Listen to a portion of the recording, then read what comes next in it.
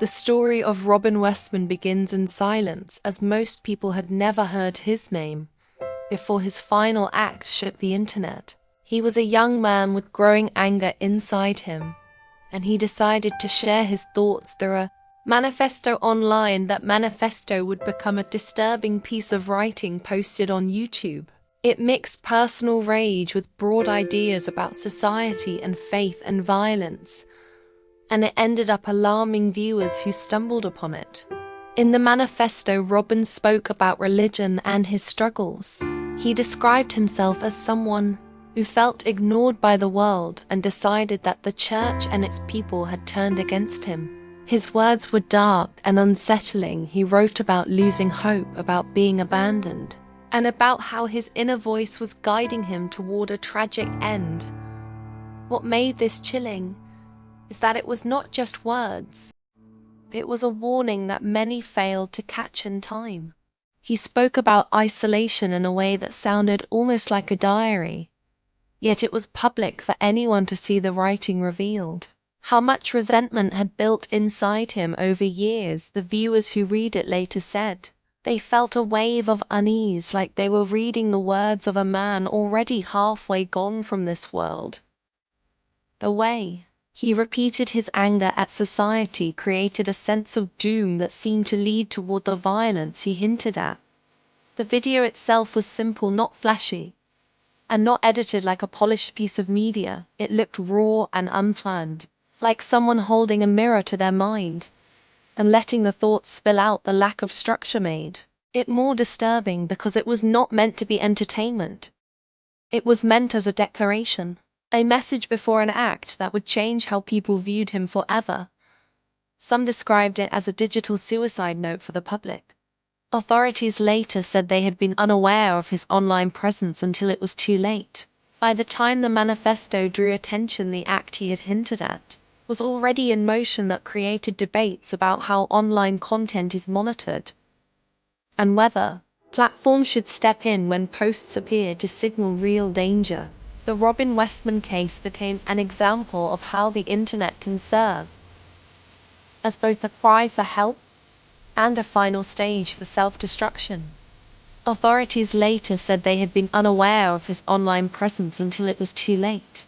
By the time the manifesto drew attention, the act he had hinted at was already in motion. That created debates about how online content is monitored and whether platforms should step in when posts appear to signal real danger.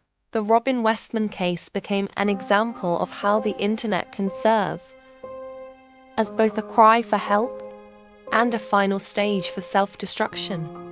The story also forced communities to ask how many other warnings might be hiding online, waiting unseen until tragedy strikes. People began debating the balance between free expression and public safety.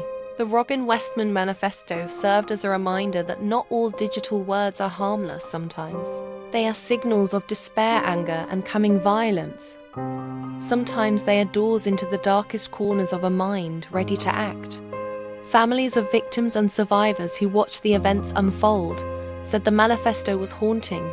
They called it a roadmap of a broken mind that nobody stopped in time. Mental health experts explained how isolation and resentment can twist into violent thoughts, and when combined with a platform like YouTube, it gives those thoughts an audience. The echo chamber of the internet can make anger feel validated instead of challenged. Friends who knew Robin Westman described him as withdrawn and quiet.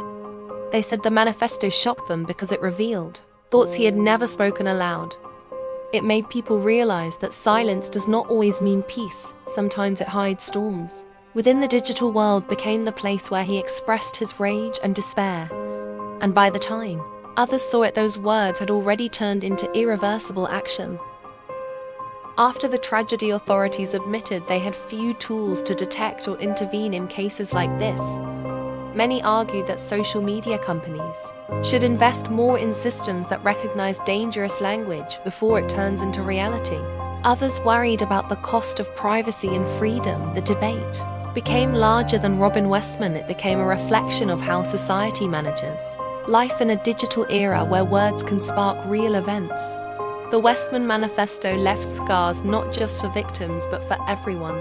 Who read it online, people described feeling unsettled, as if they had glimpsed the private diary of someone who chose destruction over healing. It became both a cautionary tale and a cultural mirror, showing what happens when despair meets technology and when warning signs are left.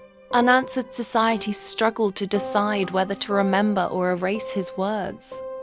In the weeks that followed, communities gathered for vigils and discussions.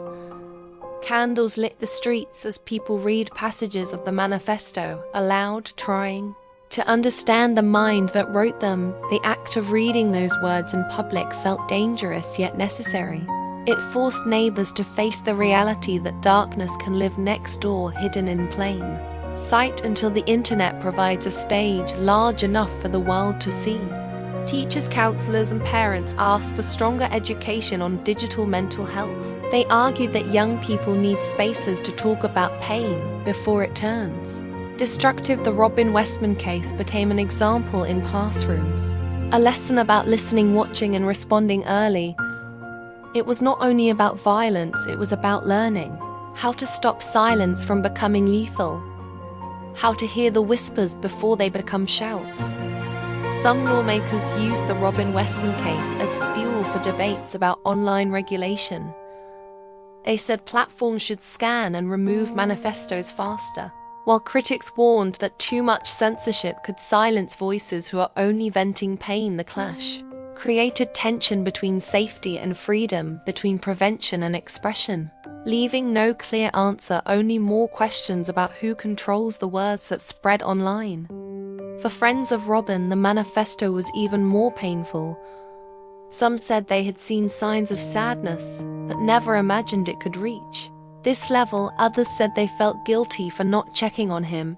More often, the words on the page became heavy with regret. Every sentence a reminder that warning signs can be clear in hindsight, but nearly invisible in the moment when they matter most. The story also showed how quickly online audiences can shift from curiosity to obsession. Strangers picked apart every sentence of the manifesto, trying to find hidden meaning or proof of larger conspiracies. Some treated it like entertainment, forgetting that behind the words was a real life lost and a community broken. It raised the question of whether the internet amplifies tragedy or turns it into spectacle. Experts in psychology noted how manifestos like Robin's are often not about convincing others, but about leaving behind a final statement, a mark on the world to prove existence, even if through destruction. They explained that loneliness mixed with anger can lead to a desire for recognition. The manifesto becomes a twisted autobiography, a story written not to heal, but to wound both the self and others at the same time. The Robin Westman case also highlighted the role of community members who saw the manifesto too late and wondered if reporting earlier could have changed anything. The feeling of helplessness spread across forums and local neighborhoods. People realized that warning signs online often look harmless until the outcome makes them obvious. By then it is too late, and regret becomes the only response left behind for survivors. In the aftermath, debates continued about responsibility. Some said the blame was fully on Robin for choosing his path. Others said society failed him by ignoring cries for help hidden between his words. The truth is often more complicated. Personal pain and social neglect can create storms that no one sees forming until the destruction arrives, leaving only aftermath and questions of what could have been prevented. As journalists began covering the story, they noted that manifestos like the one Robin wrote are not just private journals but public performances staged for attention and impact. The audience is the world, and the author seeks validation through shock and infamy. The manifesto becomes both confession and weapon. It draws readers into the inner chaos and makes them witnesses to a decision that cannot be reversed once the act is done.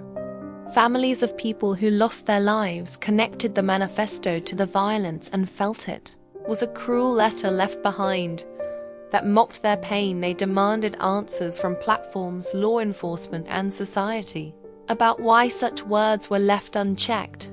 They believed that silencing the manifesto sooner might have saved lives. But others argued that freedom of speech made such action impossible, creating a conflict that has never been resolved. The Robin Westman story became a case study for universities and researchers, exploring how online behavior can escalate into real violence. They analyzed his words, his tone, and his progression, trying to map out the warning signs like detectives of the digital age. Their goal was not only to understand Robin, but to prevent the next tragedy. Yet prevention remains difficult because the line between fantasy and action is thin and often invisible.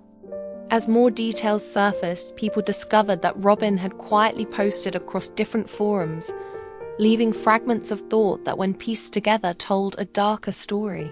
Each post seemed harmless alone, but together they formed a map of despair and resentment.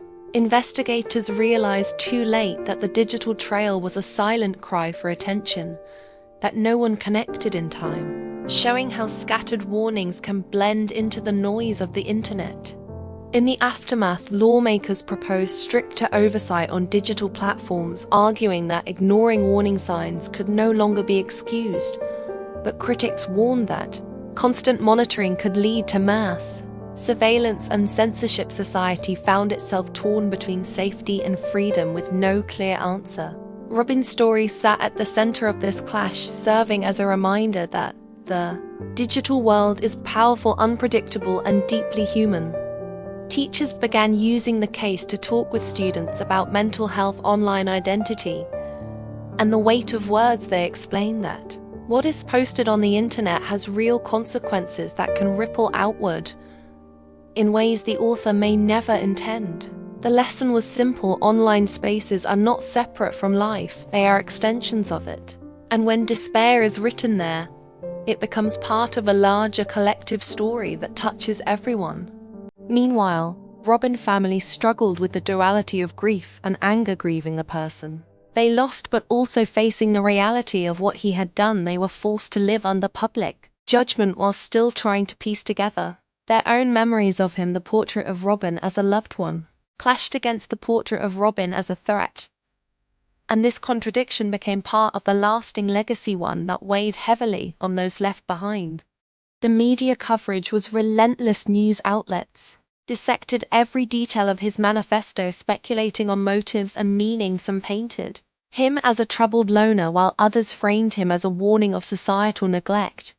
But in amplifying his words, the media risked glorifying the act, and critics asked whether this endless replay created copycats. The debate over responsibility in reporting echoed long after the headlines faded. Researchers later studied the case to understand the psychology behind public manifestos. They noted how the act of writing and posting can become both confession and performance, a way to seek recognition even in despair. The Robin case showed how digital platforms transform personal struggles into public theater, where the audience is the world and the consequences ripple beyond the individual into society at large. Community members held vigils where candles lined the streets, and people spoke about the need for change. They called for mental health support systems that could reach those who were isolated before tragedy struck. The vigils became more than mourning, they were declarations that silence would not protect anyone anymore, that conversations must begin openly and urgently to prevent other lives from being lost in the same painful way.